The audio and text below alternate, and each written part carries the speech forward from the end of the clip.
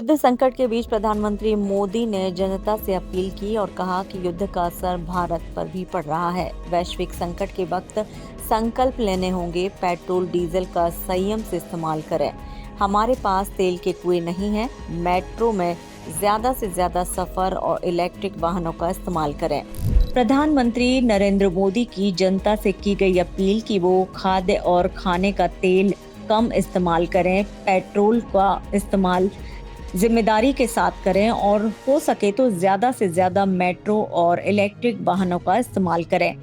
उन्होंने कहा कि जिस तरह का संकट चल रहा है मिडिल ईस्ट में, उसे लेकर इसका असर भारत पर भी पड़ा है, इसलिए सोच समझकर इन चीजों का इस्तेमाल करें।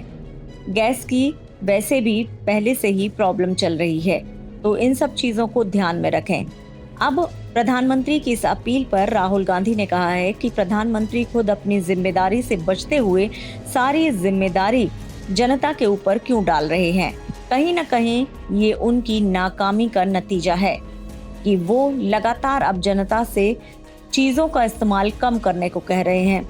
राहुल गांधी ने कहा कि प्रधानमंत्री तो ये तक कह रहे हैं कि आप सोना ना खरीदें, आप विदेश में यात्रा ना करें।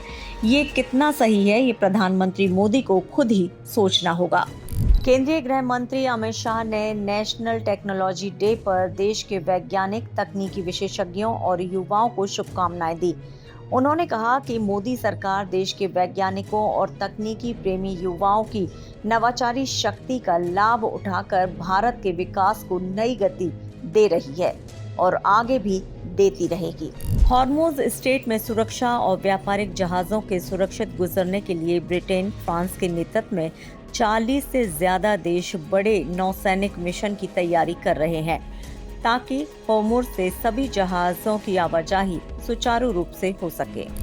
इजराइल के पीएम नेतन्याहू का बड़ा बयान, कहा ईरान के खिलाफ युद्ध अभी खत्म नहीं हुआ, परमाणु बुनियादी ढांचे को नष्ट करना है, संवर्धित यूरेनियम को हटाना अभी बाकी है।